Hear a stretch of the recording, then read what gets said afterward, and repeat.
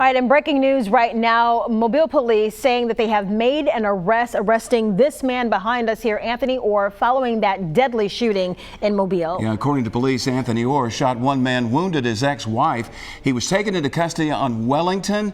But we understand that there was some resistance, but everybody is okay. But the most important news here is that Anthony Orr, 49 years old, is now in custody, accused of the murder of one man and the wounding of his ex-wife. The shot started at about 6 o'clock earlier today. Our Lee Peck was on the scene first when it started. Tyler Fingert is also joining us for our team coverage, looking at how people will be affected ahead of Mardi Gras. Lee, let's start with you. What are the investigators saying now? Well, that is certainly good news to hear that Orr has been taken into custody. You'll remember that Chief Lawrence Batiste got out ahead of this early on, saying this is who we're looking for. We need to get him off the streets. He's armed and dangerous. Suspect Anthony Orr, they say, shortly after 6 o'clock, shot two people, his ex-wife and her new boyfriend, here at the intersection of St. Anthony Street and North Warren in downtown Mobile. This was all just before the parade.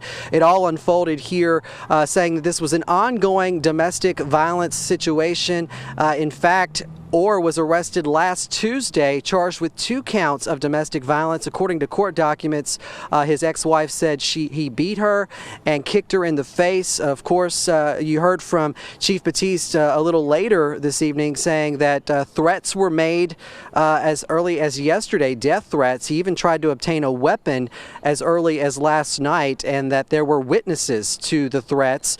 Also, then today, his ex-wife riding in a parade on a float. There was some sort of incident with Orr. So according to Chief Batiste, there were several witnesses who knew about the severity of this situation and believe that had it been brought to their attention, this could have possibly been prevented. His ex-wife now in critical condition at University Hospital, while her boyfriend shot dead in the street. Again, all of this happening just blocks away from the parade. Let's hear what Chief Batiste had to say earlier tonight. I could have 1,000 police officers out here right now, but when a person is made up in their mind from an emotional standpoint that they want to do something like this, there's nothing I or anybody in law enforcement anywhere across this nation can do to prevent an event like this here, other than through educating people about how to deal with conflict resolution. And that's something everybody has to take a part in. You know, the trauma that comes from an incident like this here, there are at least 3 to 4 families that are directly impacted by what has just occurred. And so our goal is to teach people other ways, alternative means of dealing with conflict resolution, because this is the worst way to deal with it. All right, that was Chief Lawrence Batiste. The best case scenario, they have found and located the suspect, Anthony Orr. He's now in custody, likely being questioned by investigators. We'll continue to follow this up and bring you the very latest on Fox 10 and fox10tv.com. Right now, live in downtown Mobile, Lee Peck, now back to you.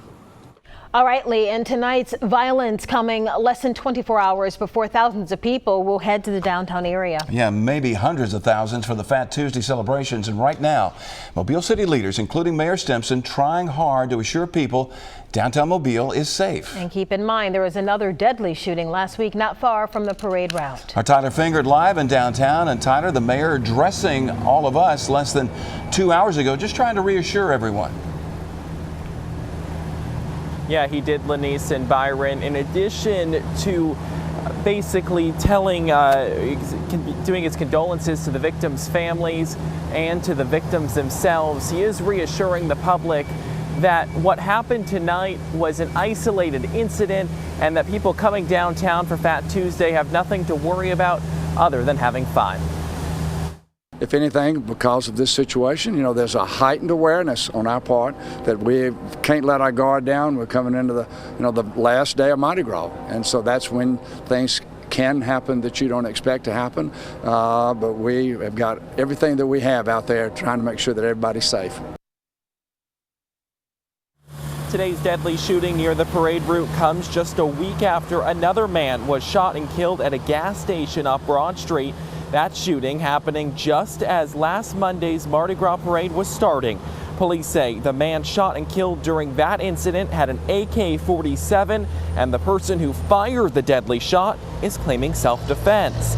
We talked with people on the parade route today about whether these deadly shootings happening so close to the parades concern them. Well, as a parent and a grandparent, it doesn't concern me too much because if you look along the parade route here, there are plenty of police officers. So off the parade route, maybe, but on the parade route, no, I'm not concerned about it at all. It definitely is a little concerning, and you definitely want to be more cautious, when you go out to a parade and, kind of take, I always say, different safety precautions and maybe not go certain places at different times, but it is a little concerning. MPD says they'll continue to be out and about during all the parades tomorrow to make sure everything goes off without a hitch. They also make sure that their presence is known so that people who are on the side of the road trying to catch those throws know that there are police out there to keep them safe. We're live tonight in downtown Mobile. Tyler Finger, Fox 10 News. And Fox News has been on top of this breaking news since it started. We have the updated information on fox10tv.com and also a look at the backstory.